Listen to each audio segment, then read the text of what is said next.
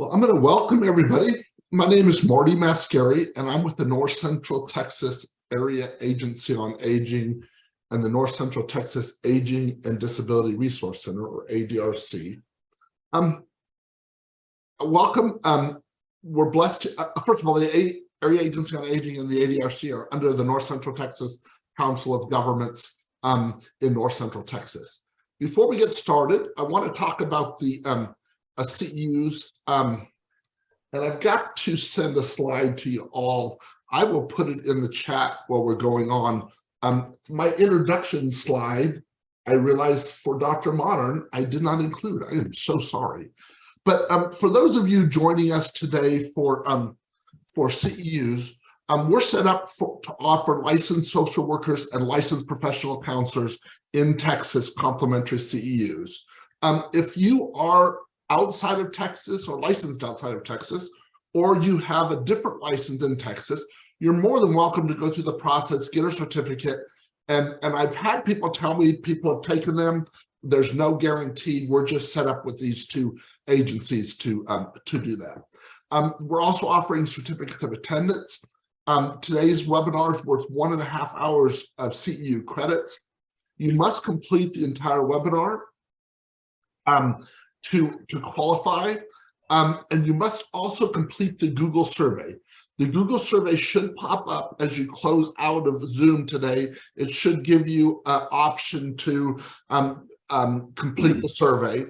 That's a requirement for anybody looking for any certificates, but we also ask everyone to do that.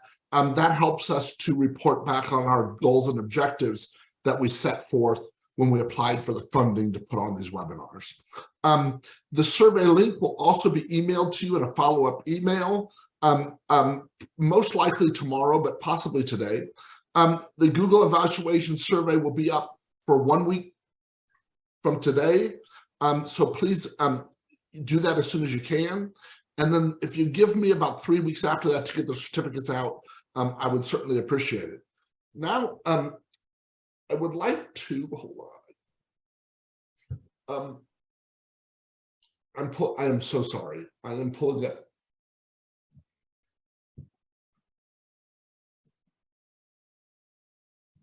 My introduction slide. I am very sorry. I just need to pull this up because I want to make sure I do this. I'm sorry. So Dr. Modern, we're blessed again to have our speaker, Dr. Modern, here. Dr. Modern is the executive director of the Modern Institute for Mind-Body Wellness. He has 22 years of experience in cognitive restructuring, behavioral modification, emotional regulation, and physical improvement. He does that both virtually and in person. So if you know of anybody that needs any of that, he is available for any of that. He's also a published author for mastering character, using classical skills to build a character, and Living Well, a guide to cognitive behavioral skills and exercises. And those are both available on Amazon. If you Google his name on Amazon, you will those will come up. So Dr. Modern, I'm going to turn that over to you then. Thank you. Thank you. I apologize. I'll get the slide. No, no problem. Just in time for Christmas. Those books there that you may have. Absolutely. Anyway, today we are looking at the dynamics of domestic violence relationships and late onset domestic violence. And this is what, well, if I can get my thing here. This is what we're going to look at. There we go. Really defining what is domestic violence, looking at some statistics on the incidence and cost of domestic violence, then the cycle of abuse, then the types of abuse that may be a part of domestic violence, then really get into some of the dynamics of it. I don't know that we're going to spend a whole lot of time on that. I'll certainly give you my perspective on it. Because there are many different perspectives out there, but you get mine today. And then look at some types of late onset domestic violence. And then there's some resources. If you need those for yourself, if you're a professional, you might want to examine those as well. So domestic violence, also known as intimate partner violence. That in many places, that's the term it goes under these days, is IPV. It's also called relationship abuse, dating abuse. Been around for a long time. It's got a lot of different names, depending on when you became aware of it or when you got into the professional end of this. You may know it by all of those names that it comes up. What it is, however, it's a pattern of behaviors, okay? So this is not a one-time thing. This is a pattern of behavior used by one partner in the intimate relationship to maintain power and control over the other partner in the relationship. And this is what domestic violence is all about. It's about power and control, about controlling other people, controlling the other person in the relationship through the use of different types of abuse, different types of violence. So if we want to look at the incidence of that, about 1 in 3 women have reported having experienced severe physical violence from an intimate partner in their lifetime. And about 1 in 4 men have reported experiencing severe physical violence in the relationship in their lifetime. So not just women, certainly a greater number of women, but also men experience this as well. So this is not looking at just one sex there. About 1 in 5 women and 1 in 13 men have experienced some sort of sexual violence in the relationship. And then about 14% of women and 5% of men report having been stalked by an intimate partner. So we see in the sexual violence and the stalking, then the percentages start to go up. That it's that women tend to be the victims more of that. But as far as the severe physical violence, they're pretty close between both men and women.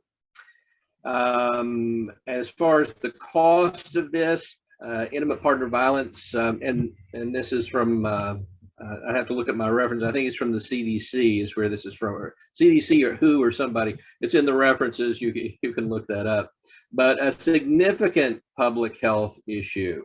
About 75% of the female survivors and 48% of male survivors experience some form of injury related, a physical injury related to this. It can result in death, and data from the U.S. Crime Report suggests that about 1 in 5 homicide victims are killed by an intimate partner. Now, that's not so. If you watch, the crime shows on television, if you watch those, that's not startling. we all know that, right, just from watching that. However, one that I did find startling when I heard it a few years ago, that over 50% of female homicide victims in the U.S. are killed by a current or former male intimate partner. What's the number one killer of females? Intimate partner violence, over 50%, okay, are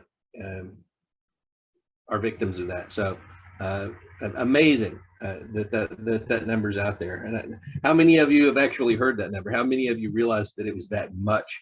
It's just astounding. Economic costs associated with the medical services related for this, lost time at work, criminal justice costs and everything else, $3.6 trillion. And the cost of intimate partner violence over a victim's lifetime was 103, almost 104,000 for women and about 23,000 for men. So this is something, not only do we have to deal with the emotional cost of this, right, for the rest of our lives, maybe physical harm, that you have to deal with the physical harm for the rest of your life, but also both of those contribute to other things that hurt our society and hurt us as not only individuals, but also in our society. So domestic violence is something that has a heavy cost to it. There's a heavy price for that. Now, when we're talking about violence, and this is the cycle of violence, it's the cycle of abuse, it's the same one, okay? It starts out, and we can start on the sort of the calm phase there, the sort of the purple, nice calm purple phase there. And then things start to get tense, right? And if you know of people who have experienced domestic violence, or if you yourself have experienced domestic violence, then think about this cycle, right? There's a calm phase there. Everything's going fine. And then things start to get tense. Things start to build up. And then it occurs. The incident occurs, right? Of domestic violence occurs. And then after that, there's the honeymoon phase, right? That's the honeymoon phase after that. Then once again, the cycle continues, and it just keeps going on and on and on. It does not stop. Okay, so very rarely does it stop. So that's the cycle of violence that we see. And once again, if you know people who are in these types of relationships, if you yourself have been in them, then you know that this is indeed the pattern of it. Okay, so what types of violence, what types of abuse are out there? We're going to look at a few of them. Certainly physical abuse. We'll also look at some things you can do about this, but physical abuse, certainly emotional and verbal abuse, sexual abuse, but there's also some other kinds. Financial abuse as well. Remember, all of these have to do with power control, controlling other people. So using finances to control others. So financial abuse, digital abuse, using social media, the internet, things like this to control others. And then stalking. Okay, we'll cover that as well. So what is physical abuse? Physical abuse is any intentional and unwanted physical contact or any behavior that causes or has the intent of causing injury, disability, or death. So any unwanted physical contact, okay, or any type of behavior that is intent upon causing injury, disability, or death, that's physical abuse. Well, what are some examples of that? Like what? What are we talking about? Well, the obvious in some respects, right? Hitting, kicking, punching, scratching, strangling, choking someone, okay, from a professional capacity. I've seen all of these things occur in relationships and more. And if you're in that end of the business, then you are familiar with it as well. Some things that are absolutely sort of horrifying. Pushing or pulling can also go in that, including hair pulling, pulling someone's hair, grabbing clothing, things like this. Once again, you were talking physical things and grabbing at people. I may also be throwing things at people, okay? So this also occurs. Threatening to throw something at someone, threatening you to use an object such as a gun, a blade, some other instrument against somebody, touching them without their permission, forcing someone to have sex or engage in a sexual act. Now, you might say, well, there's sexual abuse. Why is it under physical abuse? Remember that something like rape is not an act of love. It's not an act of sex. It's an act of violence, right? And it's been used for millennia around the world as a part of war. Okay, I was doing some research on that practice itself, using rape as a tool of war in Africa a couple of years ago, and it's been around for a long time. This is physical violence. Okay, in this respect. We'll get to the sexual abuse later, but this is a physical act of violence that just happens to be the sex act. Also preventing someone from leaving or forcing somebody to go somewhere they don't want to go, okay? Those are also, you're physically restraining them or physically taking them somewhere. This is a form of physical abuse. Now, I put the what to do about things section on the end of each one of these, so we'll go through rather than save it till the end, because I thought some of them are a little specific to this, so I wanted to do that. Number one is get out of the situation. So yes, we all know that, okay? Easier said than done, right? That's what the therapists spend a lot of their time trying to get people to do, is get out of the situation before they get killed. And a depressing number of them do end up that way. But if you can, remember the goal, get out of the situation, okay? And, I say that But coming from the therapy end of it, I know that that's one of the most difficult things that people struggle with for a variety of reasons that we'll talk about later. If you can't get out of the situation or won't get out of the situation, then talk to a friend, talk to a family member, okay? Talk to a professional, talk to a counselor as you're in the situation to help you deal with it while you have to be there. 1,000 excuses why I can't get out of the situation, none of which can't be overcome, but it may very well seem like it at the time, right? When I'm in the situation, it seems like I have no choices. Well, that's what the abuser wants you to think, right? They want you to think you have no choices. That's the point of everything they're doing, right? But it seems that way. They're good at what they do, right? So it seems I have no choices. Get some other perspective. Now, one of the things that most all of these abusers, no matter what type it is, will try to do is to cut you off from the friends, family members, professionals, things of this sort. They don't want you getting another perspective to it. So it's, that it's important that you do if they're trying to prevent you from doing that. So in any way you can, talk to friends, family members, mentors, whoever it happens to be. Create a plan of what you can do differently in the situation you find yourself. Now I put a link there, so that will help you. It's a personalized safety plan that you can push on that. Sort of provides an outline for you. You can fill it in. You can, amend it to make your own, make it personal. But create a plan. What am I going to do? If I don't have a plan, I'm going to do the same thing. That cycle of violence is going to come right back again. I'm going to end up in a violent situation without a plan of having to do anything different. So I have to find something different to do. Once again, making the plan is easy. Getting people to actually go forward with the plan is the hard part of it. But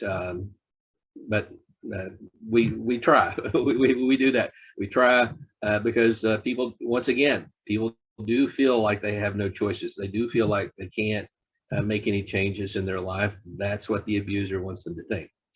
So we're sort of fighting against that. And we don't live with the people, right?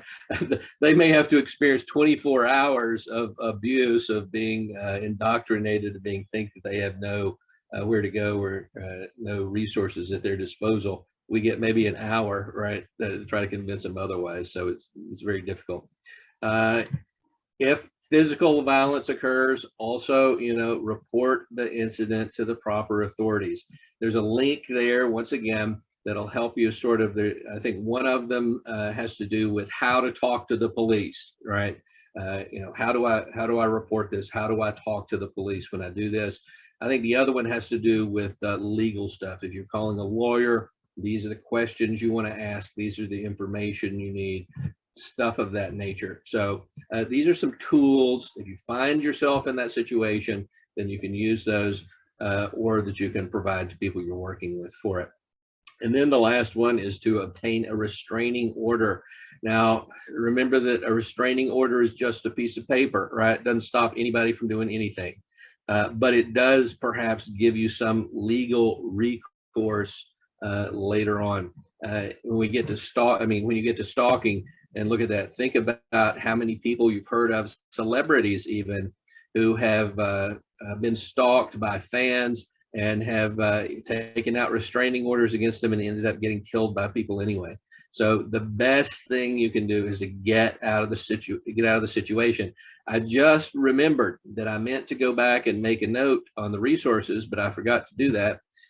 So let me tell you right now, one of those resources is Ronald McDonald House, right? If you're a woman needing to get away, if you've got kids that need someplace to go, Ronald McDonald House is one of those resources, okay? So get out of the situation. There are resources there. If you don't know what they are, that's fine. Call the social worker. We have lots of social workers. We have lots of professional counselors on these presentations who are just waiting to help you, right? It'll make their day to be able to help somebody to get out of a situation like this. So please contact somebody. Once again, you can obtain a restraining order, but that's a great legal tool, but in actuality, it oftentimes doesn't work. It's just a piece of paper. Two words about restraining orders, right? Cape Fear. Okay, if you've never seen Cape Fear, either the old one, which I like better, or the new one, either one of them. Yeah. Anyway, okay, moving on. Emotional and verbal abuse. Oftentimes, this is more common than actual physical abuse is, but emotional and verbal abuse includes non-physical behaviors. I mean, things that aren't hitting or kicking, right? Such as threatening, insulting, constantly monitoring or checking in, or having someone else check in with you, excessive texting, humiliating and intimidating people, isolating them, and even stalking them at times. This can be a form of emotional abuse. So what are some examples of that? Well, name calling and insulting someone. Right? If you're in a relationship where your name is rarely used, but all kinds of derogatory slurs are used, then that's certainly emotional and verbal abuse. That name calling, that insulting, does not need to occur. Okay, that's disrespecting someone there in extreme cases. Also, yelling and screaming at someone. Yelling and screaming are forms of intimidation. It's using anger as a weapon, right? We have that, using anger as a weapon, okay? So, and anger works well. I don't have to use it very often before you get the message, you back off, don't have to deal with that. So yelling and screaming, those can be used as tools, be used as weapons. Intentionally embarrassing or threatening someone, threatening to expose their personal details online and social media, these sorts of things. As I try to control someone, once again, remember that all of these are about control, power, and control. So if I am using social media in this way, and we'll talk more about this when we get to the digital part of it, but posting things online about people in an intent, with the intent to embarrass or to threaten them, that can be a type of emotional abuse as well. Isolating people, once again, abusers are very good at this. They want to isolate people. They want to cut them off from communication with friends and family. They don't want anybody telling you that you have options, that there are choices, that you don't have to put up with this, right? So they are very good at cutting people off and isolating them. And this is part of torture, right? If you read about torture and war and things like this is part of what they do, right? They isolate you. This is a part of it. Isolating someone, cutting you off from any hope that you might have. So this is certainly something that can be a part of emotional and verbal abuse. Gaslighting someone. Gaslighting is a term that has become popular lately. You hear it a lot lately. Used to, you didn't hear it that much. Gaslighting means that I'm pretty much making you believe something that isn't true. I'm making you believe that you're crazy. This came from a movie. I don't remember the name of the movie. It may have been Gaslight, may have been the name of the movie. And what happened was a man was married to this woman. It's an older movie. And he wants to make her think she's going crazy. So this was a time when they had the old gas lighting in the houses. So what he would do is every day when he came in, he'd turn the light down a little bit. And so it kept getting darker and darker in the house. And when the woman made a comment about, it's really getting dark in here, he would say, no, it's not. It's the same light that it's always been. I mean, he had it almost all the way down to complete darkness. And she was like, no, you can't see anything. No, it's just the same. It's just you. You have the problem. So that gaslighting someone, blaming them for the abusive behaviors that the abuser is actually using. That's a form of gaslighting, making you think that you're the problem, right? That's what gaslighting is, when in fact it's not. It's not your fault, not your problem. Also, blackmailing people with threats of harm or self-harm or other forms of reprisal, right? I'm going to hurt you if you do something. That's sort of blackmail, sort of threatening blackmail. You know, if I threaten that I'm going to hurt myself if you don't do this, okay? And this is something that is often seen in therapy and what have you, with people in relationships where one of the partners in the relationship will threaten self-harm as a way to control the other person. Okay. Now, what do you do if they threaten self-harm? Call the authorities, right? Call the mental health deputies. Hey, I've got, you know, as professionals, we have an obligation to do that. You don't have that as an individual citizen in most cases, although Texas does have Good Samaritan laws. You know, the threaten self-harm, take them seriously, right? And call some proper authorities to get them some help. Or if I'm threatening any other form of reprisal as well, that also can be a form of emotional abuse.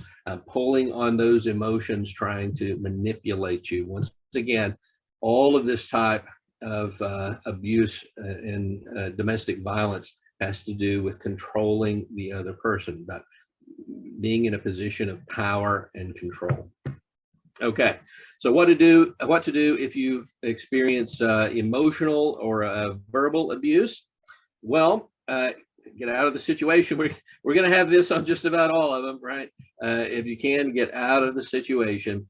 Talk to a friend, family member. Once again, they're going to try to prevent you from doing that because they don't want, you know, they don't want you to have alternatives. That gives you choices, and they don't want you to think you have any choices. So don't cut yourself off. Okay, talk to friends and family members.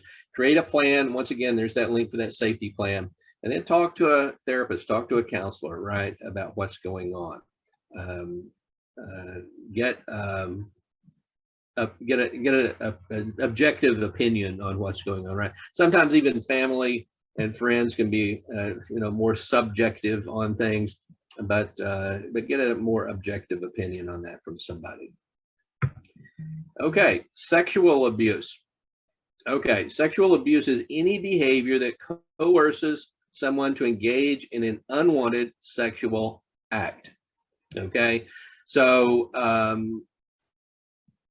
the coercion may be forceful, but oftentimes that'll fall under the physical part, right? The physical violence, we're actually using sex as a weapon. Okay, here you're coercing someone to engage in a sexual act. Okay, for example, unwanted touching or physical contact. Okay, look no further for examples than the headlines of our news these days, right? And the various political figures that we may have, right? You know, there you want an example of that. There you go. Unwanted touching or physical contact of any kind, right? Maybe termed sexual abuse. Refusing to wear condoms or allow someone else to use birth control. If I'm forbidding you from doing that, I'm not allowing you to do that. That means I'm controlling what's happening during that. And that's a form of sexual abuse. Preventing someone protection from STDs and STIs. Okay, certainly that can occur. This has many different forms. Once again, if you're on the professional end of this, then you may have some horror stories to tell, right? We've certainly heard them, where people use all sorts of sexual abuse to control other people. Sexual contact with someone who's intoxicated, unconscious, asleep, or generally just unable to provide consent, that's included in sexual abuse. Using sexual insults against someone, any sexual connotations there is going to fall under sexual abuse. Threatening or pressuring someone to engage in a sexual act. Once again, if I'm physically doing it, if it's more rape or what have you, that generally falls under physical violence. But it's not a hard and fast rule. It can also fall under sexual abuse if I'm using it in the relationship. Certainly, there have been cases that I know of where wives have charged their husbands with rape within the marriage. So that can occur. Once again, those tend to be physical violence, things that they look at. What to do if I'm experiencing sexual violence. Once again, get out of the situation. Talk to a friend or family member. Once again, even though the type of abuse may vary, this is all about power and control. And what they want, what the abuser wants, is to cut you off so that they can control you, so that they can determine their own narrative, right? They don't want anybody else with an alternative narrative going on there. So it's going to be the same no matter what type of abuse it is. Create a plan. Once again, there's the safety plan link.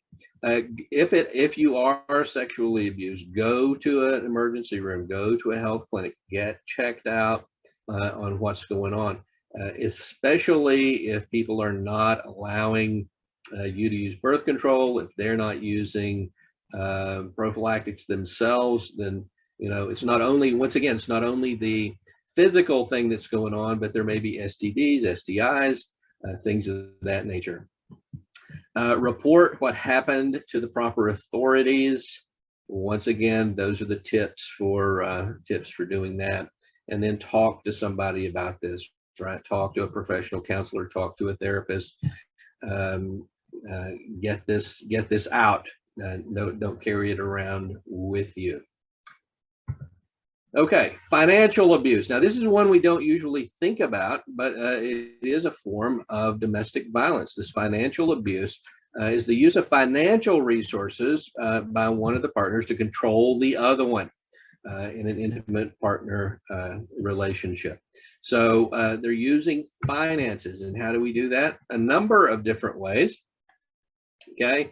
I'm going to give you an allowance and then monitor all of your expenditures. That's one way that we can do that, right? That you only get so much money. I'm not going to give you enough money to actually leave, right? Or to, in some cases that I know of, to even leave the house, right?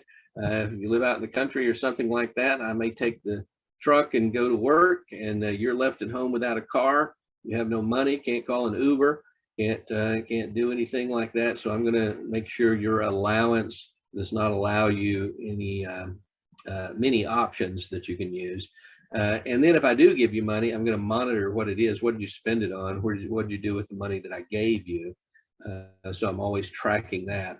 Denying someone access to or knowledge of their own finances. So you go to work, you make your own money, but when the company asks you for direct deposit, you're depositing it in an account that I know.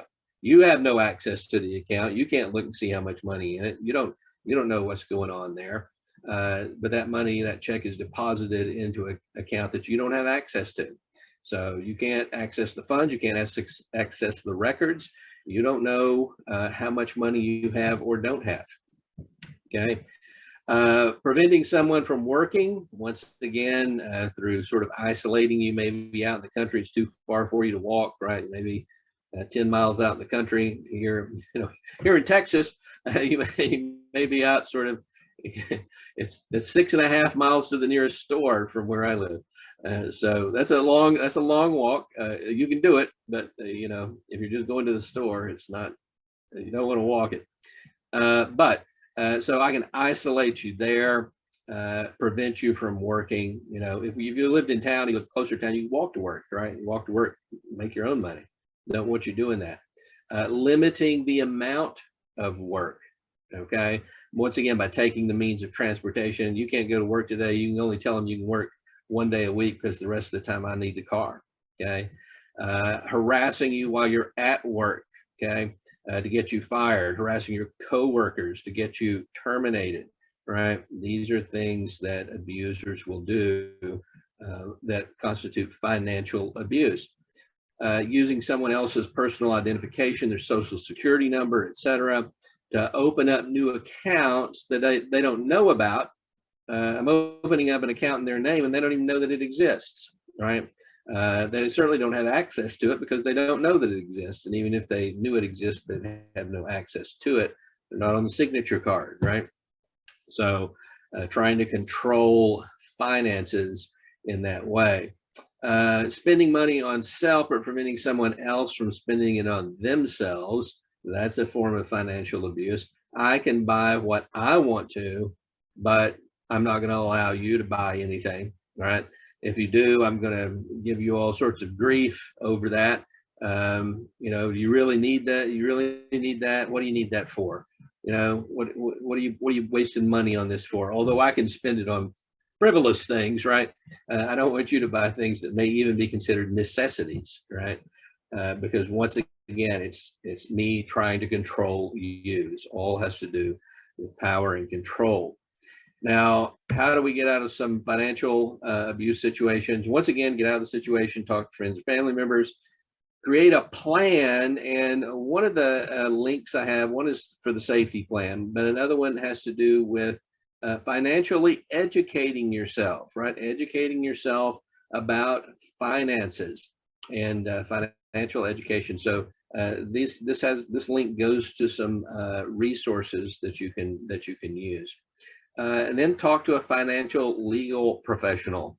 Okay, somebody opens an account in my name, they run it up. You know, this sort of identity theft is what this is, right? For financial control, financial abuse. But what am I going to do about it once I know that it happens, right? So there, at that point, there may not be a whole lot I can do without having to jump through a whole lot of legal hoops. So talk to a financial legal professional and find out exactly what you have to do. Sort of clear your name to get your finances cleared up once you've got out of the situation. Not going to do you a whole lot of good if you're still in the situation, because it'll just happen again. Okay, another one is digital abuse. So this is the age we live in, right? We live in this digital age.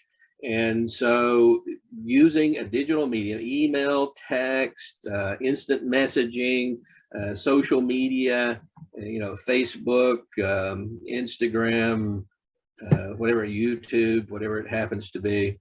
Those are all old ones. Those probably date me. But you know, TikTok, I guess TikTok is being used these days. A couple of other ones probably that old people like me don't use. But anyway, any use of any of that to abuse someone is digital abuse. It's often a means, you often use the digital medium to carry out other types of abuse, especially that emotional, verbal abuse. So, what are some things? What does this look like?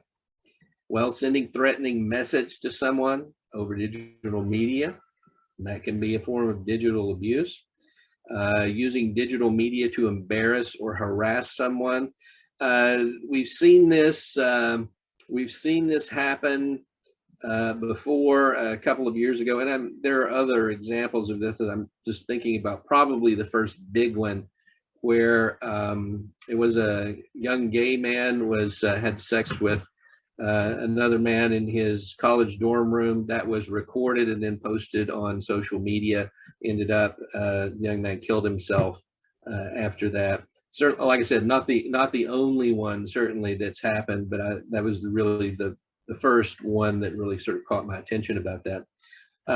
But other things as well, right? If I want to harass someone, I may, you know, if I was in an intimate partner relationship with someone, you know, and I have pictures of them in compromising positions, right? Which may in itself be another form of abuse, right? That may fall under sexual abuse. So I'm making you pose for pictures or intimate pictures or what have you. That may fall under the sexual abuse. But then as I use them to and then embarrass you or what have you, guess what? That may be digital abuse as well. If I'm doing it to get you fired so that you can't work, then financial abuse. So once again, all of these forms of abuse, they take different forms, but all the forms of it are still about power and control, about controlling what somebody does. Using social media spyware or GPS to track someone's activities. This is probably when I was working in corrections. This is I found very interesting, that I'd heard that pimps were using trackers on their women to keep track of them. So they knew where they go. In some cases, they would tattoo on them property of Big John or whoever it happened to be, whoever the pimp was, but their property. But in other cases, they would actually insert a chip so that they're sort of like a dog, right? You have your dog or cat chip, so if they get lost, you can find them. When they pull out the chip, they'll know who they belong to. This is what they were doing. And I remember that the woman went into the police station and said, "He has me chipped." And they were like, you're just making this up. And she was like, "No, here it is right here in my arm." And indeed indeed she had been chipped so that her pimp could track her. Okay. Digital, all sorts of abuse going on there, certainly digital abuse as well. Okay. These days you have little things that you can just just maybe so big that you can put on a car and you can track the car, and lots of concern about those.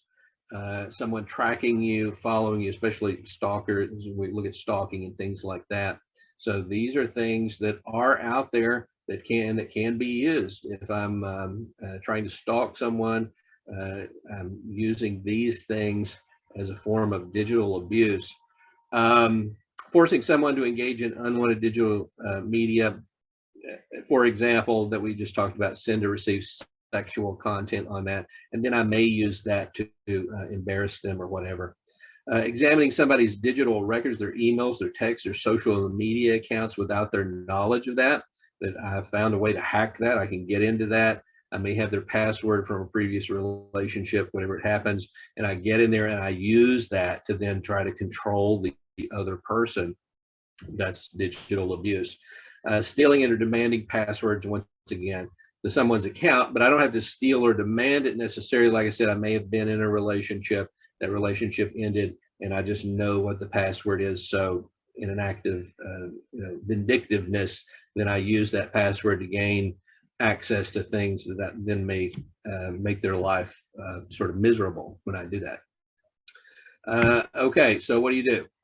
Never share your passwords with people or allow others to use your devices or accounts. Okay. Now, obviously, if you're in a long-term stable relationship or something like that, where you don't have any abuse going on, then that's okay. Okay. But if you're in an abusive relationship, or if you're not in a relationship that hasn't been going on for a number of years and don't have any reason to suspect that abuse will be a part of that, because the best predictor of future behavior is past behavior, then don't share it. Don't share the password, right? Don't share it. It's yours. There's no reason why nobody else needs to look at your stuff. Okay. Never engage in any activity that makes you feel uncomfortable. Okay. Let me tell you that in the time I've been doing this, all of the forms that we've talked about of abuse and most all of the examples that we've given, I've seen occur.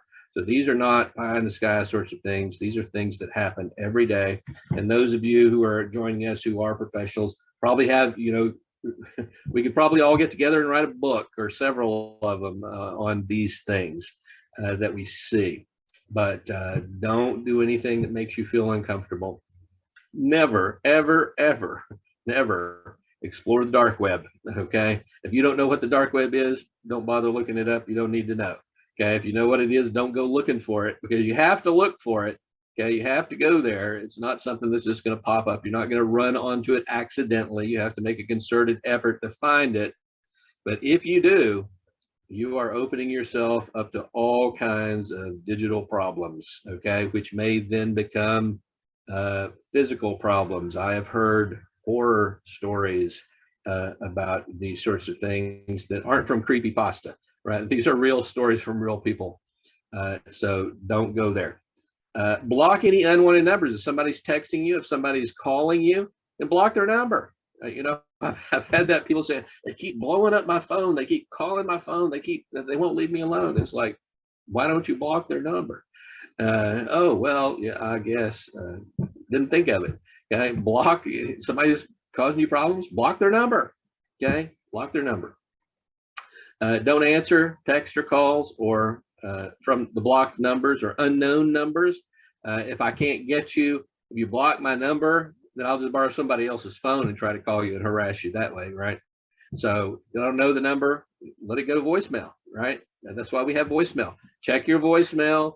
Make sure that once you listen to your voicemails, you delete them so your voicemail doesn't become full. Okay, but have the voicemail available there. If somebody needs to talk to you, they'll leave a message. Save any threatening emails, voicemails, texts, etc.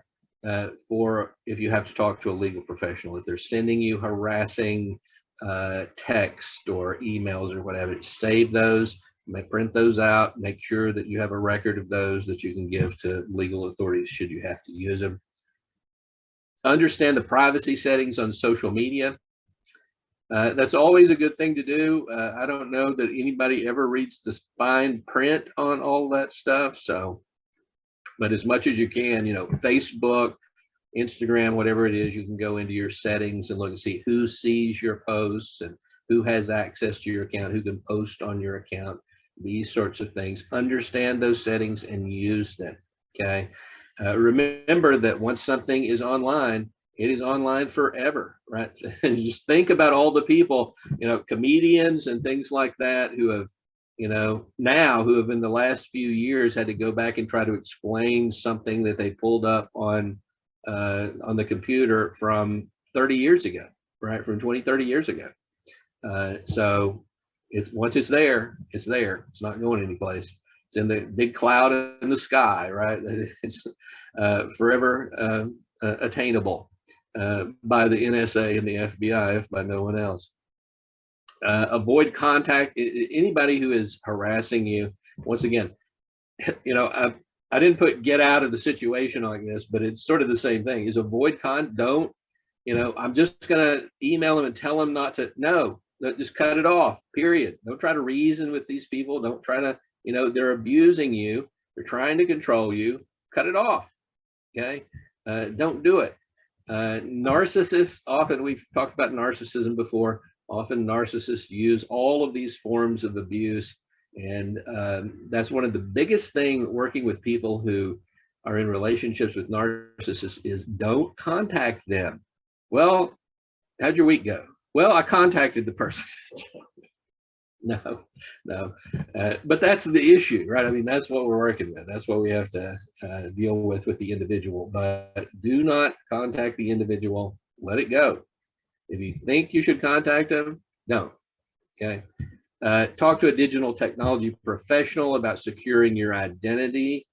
There are people who do that. There are people who are out there who can help you. If you have been sort of bad things have been put on the internet about you and things like that, and on Facebook and what have you, there are some places that can help you get those cleared off of there.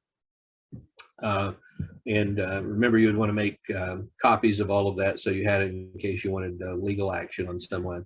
But there are companies, there are individuals who do that sort of thing. So take advantage of that. If that's happened to you, you can get that cleared up.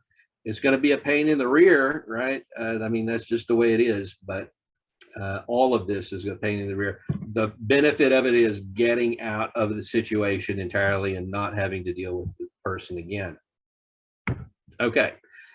Stalking.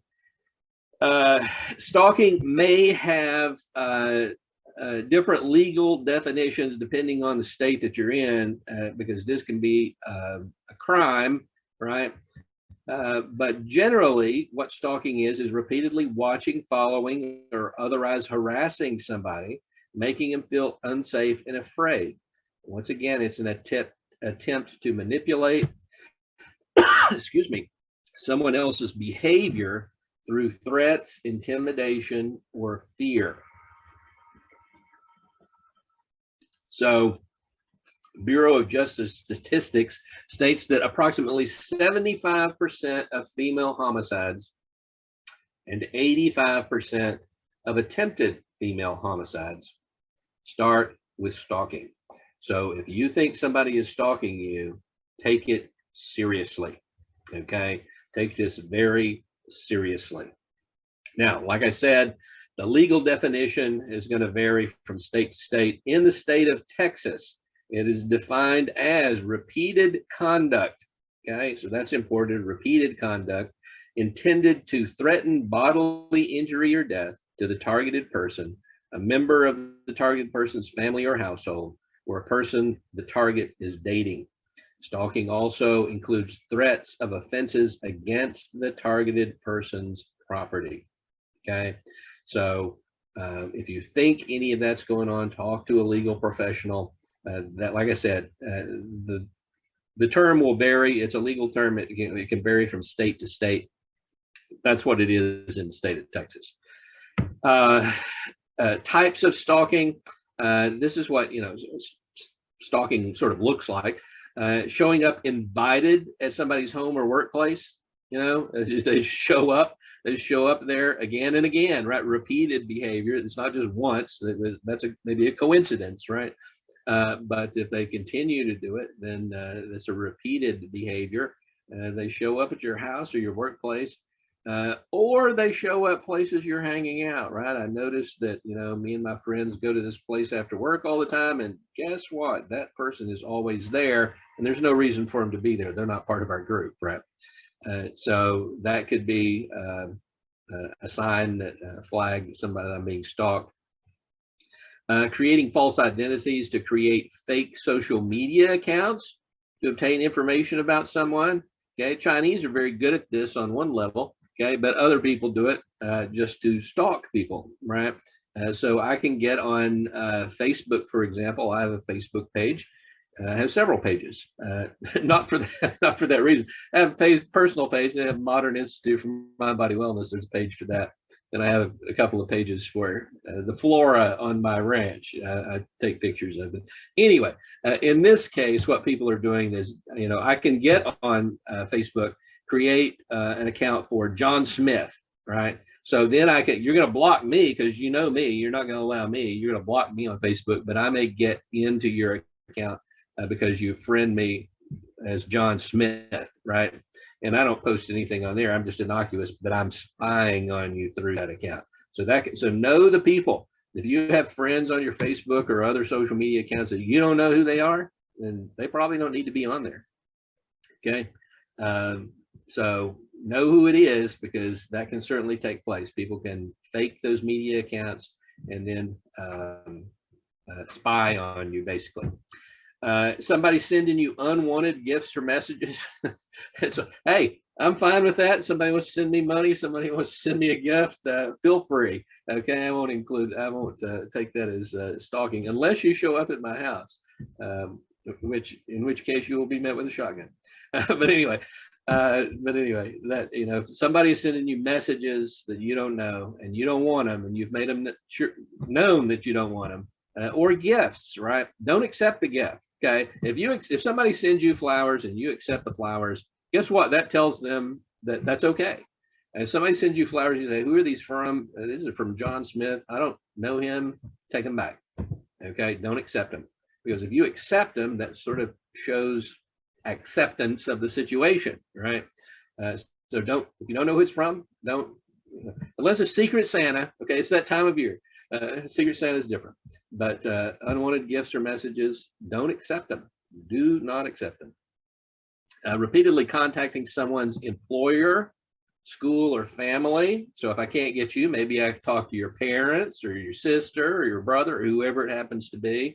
And I may get on their social media accounts so that I can see if they post something with you in it. I can sort of stalk you that way. So be careful of that as well.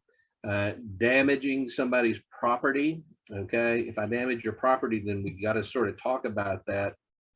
Make sure it's your lawyer who talks to them about that, not you. Hiring an investigator to follow someone, that's sort of an extreme example of that, but at the same time, these things occur.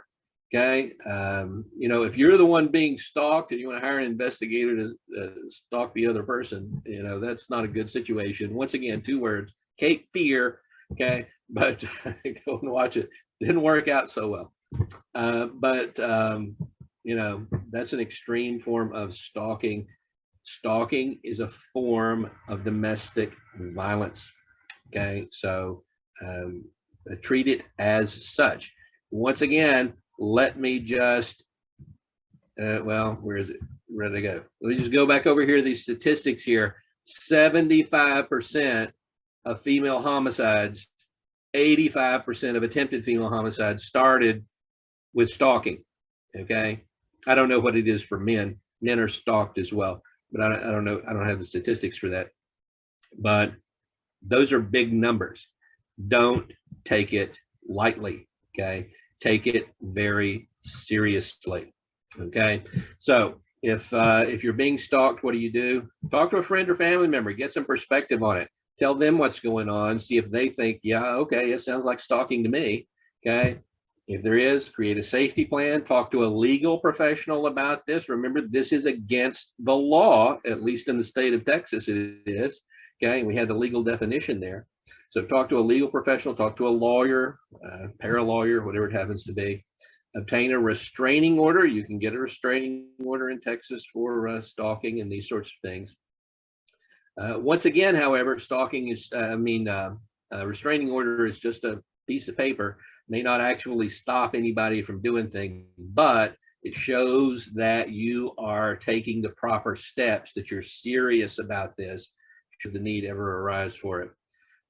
Report any incidents you have to the proper authorities. If somebody breaks that restraining order, okay, temporary restraining order or a permanent restraining order, let the authorities know immediately. Okay. All right, so very quickly, we just want to look at sort of some of the dynamics of domestic violence. Once again, this is my perspective, okay? I'm coming from a reality therapy background, from a choice theory psychology background, so this is what I'm going to give you today. Any other personality, if we look at personalities, forms and things like that, they're all going to have their there's just like there's 100 of those, there's 100 different reasons why domestic violence occurs. Okay, this is how I look at it. This is my perspective on it. Okay, so according to choice theory psychology, all human beings have 5 basic needs. Okay, these are the needs. We have need for survival. That's a physiological need for survival. And then we have 4 psychological needs. We have a need for power. We have a need for control. This also includes achievement, respect, okay? Don't get hung up on the terms, okay? Any synonymous term is gonna be that need. We're talking about that particular need. But power control is one of those. We also have a need for love, belonging, acceptance, to care for others, to feel cared for. That's another need. Have a need for freedom, independence, choice, autonomy, and fun, learning, excitement, creativity. Once again, all of those last 4 are psychological needs. These needs are genetic, okay? We all have these needs, but we have them in varying amounts. And whatever level they're at, they're at. So for example, if we have 5 needs, we can put it on a scale, just look at it sort of on a scale of 1 to 5. 1 because we all have it at some level, but it may be a 1. And we could go through those and we could create our own sort of little needs profile. Okay, now people who are using domestic violence have a high need for what, do you reckon? Okay, high need for power and control. They have a high need to control other people. Now, if I have a high need for power and control, does that mean that I'm going to engage in domestic violence? No, it doesn't. But these people, for whatever reason, either they learned it on their own or they saw it as an example when they were growing up.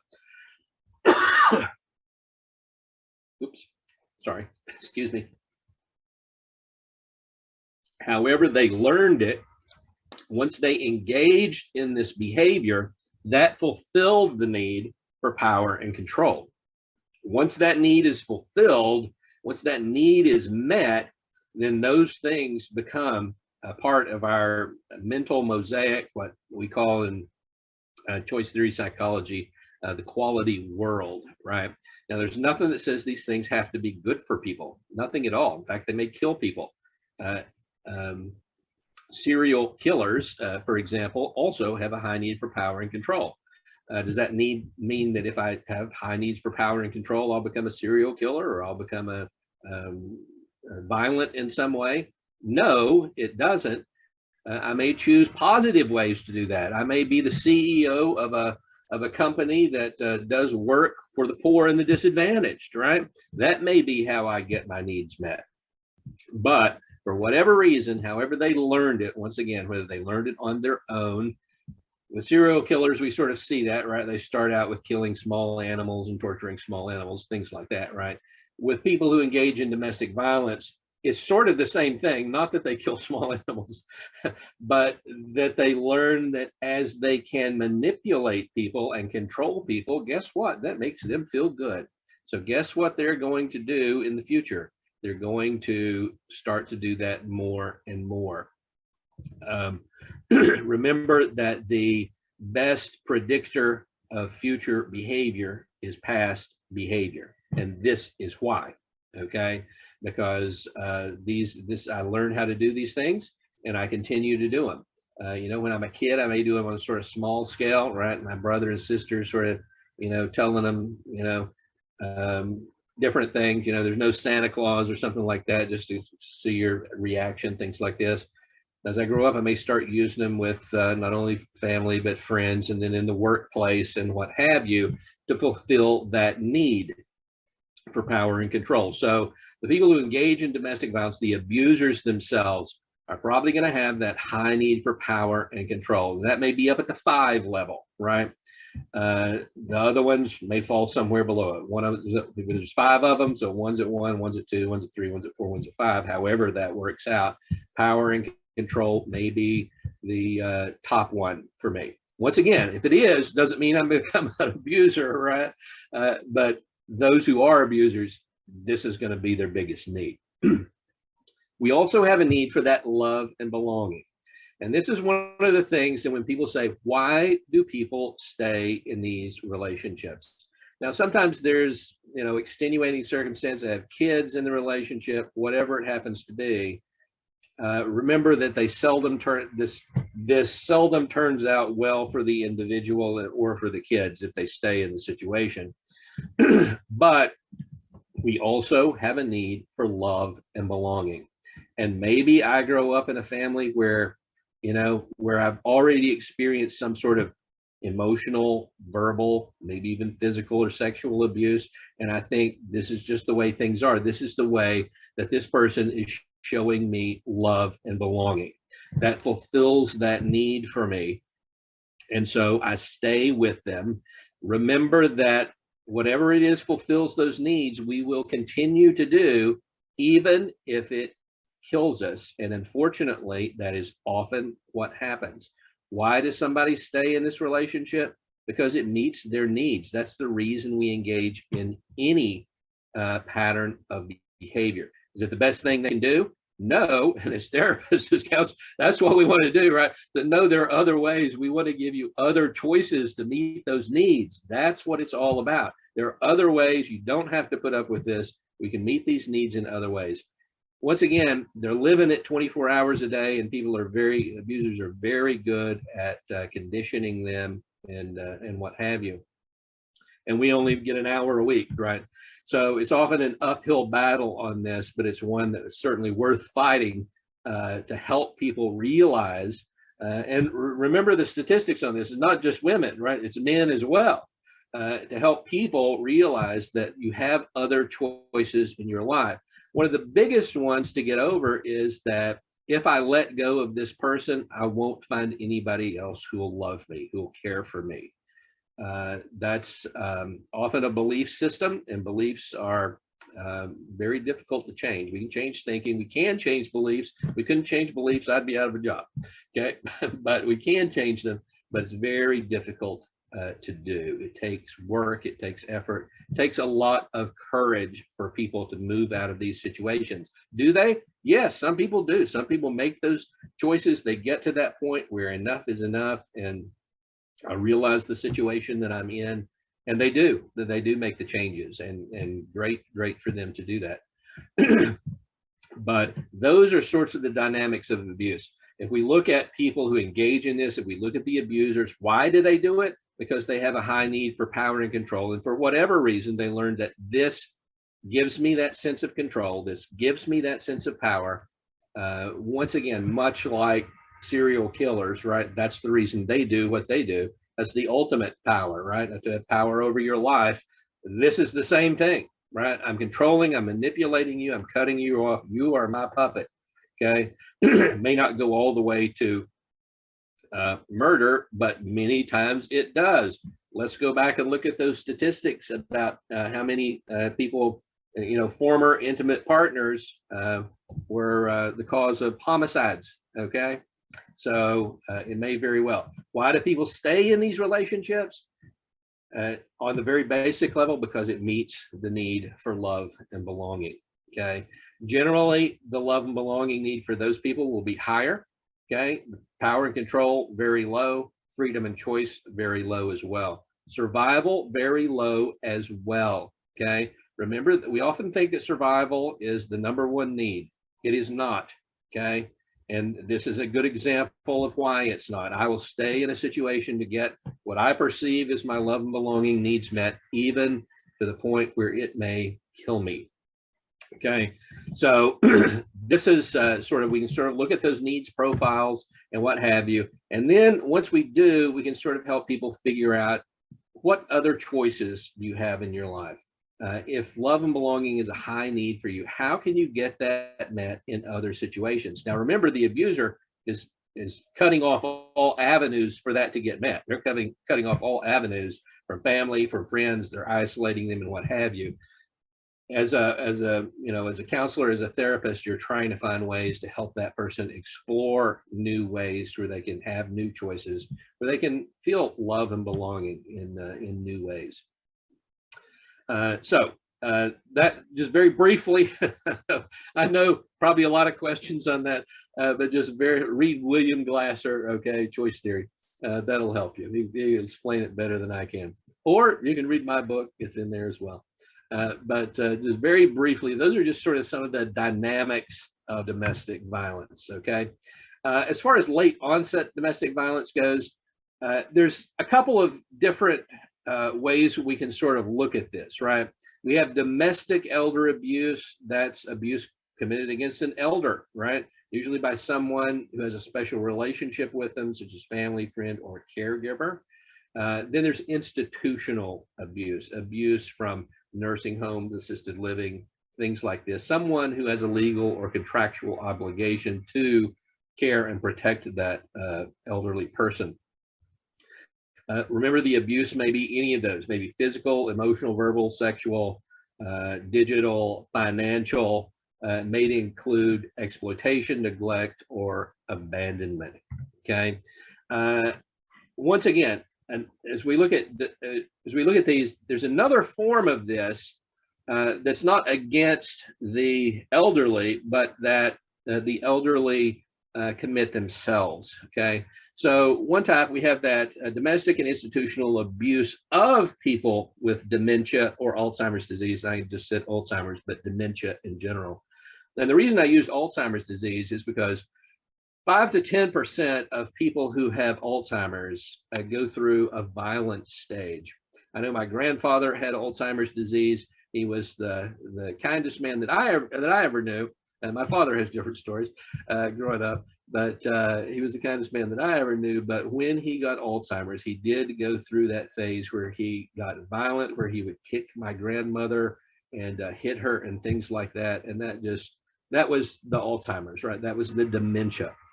So once again, you have abuse not only of people with Alzheimer's and dementia, but you have abuse committed by people with Alzheimer's. Once again, that's not really them, right? That's the dementia. That's the brain disease that is doing that. And they usually get over that. It's a phase, and they usually pass through that phase. But it is something to be aware. It is something to be aware of. Is when we're looking at late onset domestic violence. The violence, you may never have had a history of that ever.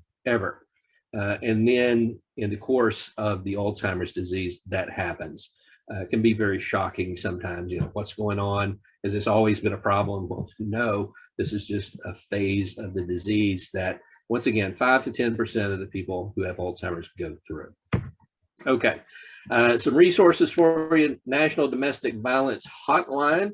You can catch them online at thehotline.org, or there's their 800 number. The National Coalition Against Domestic Violence, that's their website number. And most of those safety plans and things like that came from their site. So they've got a lot of good information there. And then if you want some more statistics on it, you can go to their site. They have some statistics. The Office of Justice Programs, they have some statistics as well. Okay. I think that's it. I think that's all I've got for you today. I think we're right on time. Great. Outstanding. Incredible information, really.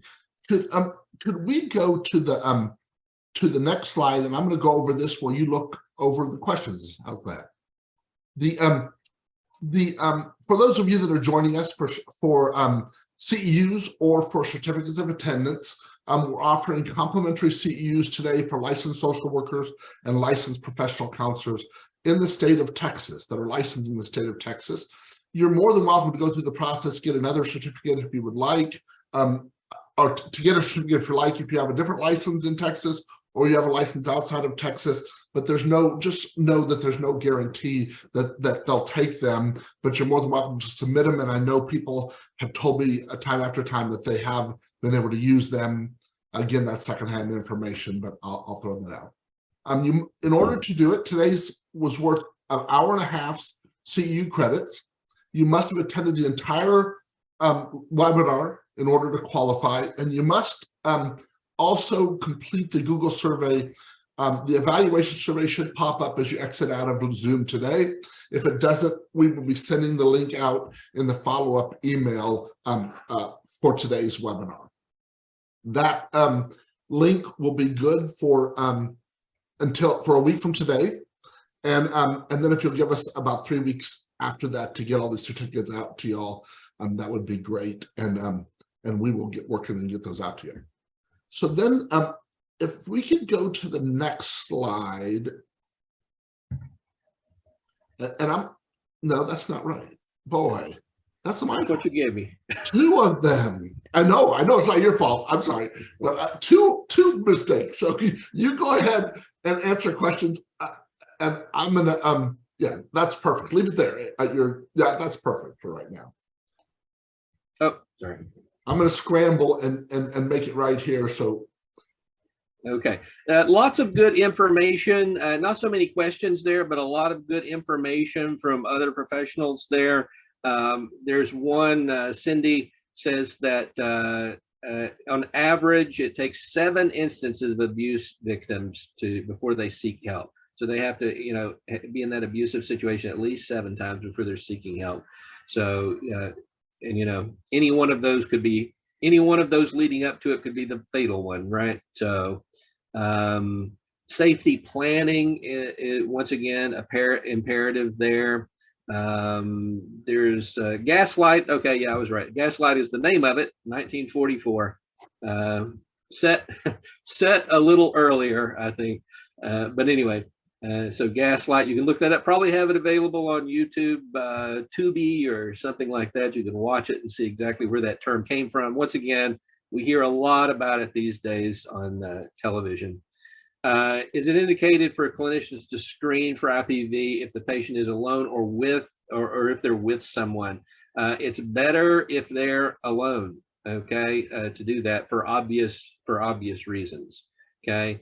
There are some things, people provided some a model of working with survivors of abuse. There's a link there in the chat. some personal, wherever you're from, there was some things from there. Also, the Campbell Danger Assessment there's a link to that you can sort of take that. Some more links for people who have other information on this.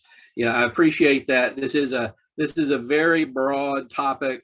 Like I said, if you've been in the business, then you know that it's just something that you deal with all the time. It's sort of pervasive. And when you look at those numbers, when you look at the incidence of those sorts of things and the horrible outcomes from them, then it's something that's going around all the time. So certainly use all of the resources that you can get. And here we have one from Holly, who says that her and her children are living proof they safely escaped for over 25 years ago from an abusive situation. So Holly, you're proof that it can be done. So so others take hope from that you can do that, and do it as soon as possible. You don't need to put up with any of that. Okay, well, there's one. Let me see, Q&A. What's the difference between emotional abuse and psychological abuse? Nothing really. When you talk about emotional abuse, you're talking about psychological abuse. Any type of emotional situation, any type of psychological situation that you could come up with probably is going to fall under emotional abuse. Now, there will be concomitant abuse, emotional abuse with any of the other forms, right? So also we're looking at the psychological stuff that goes on in that. But the emotional stuff, generally when we talk about emotional abuse, that we're talking about the psychological stuff that goes with the psychological harm, which once again is a part of all of it, but that especially. Okay. I'm taking over. Sorry. Sorry. I just want to let you know what's next. And I'm certainly apologize. It was my error, and I certainly apologize. But we're going to see Dr. Modern again, or have him again in January on the 11th. We're going to talk about bipolar disorder. We actually have two that are going to deal with bipolar in January. The first one's bipolar disorder, and then later in the month, we're going to do bipolar disorder versus borderline personality disorder later in January. So, Doctor, thank you. Incredible information. We had 130 people or so online. Lots of people helped. That's great stuff. My pleasure. Thank you. Thank you all for joining us, and you all have a great holiday, and we look forward to seeing you all in January. And please join us and spread the word.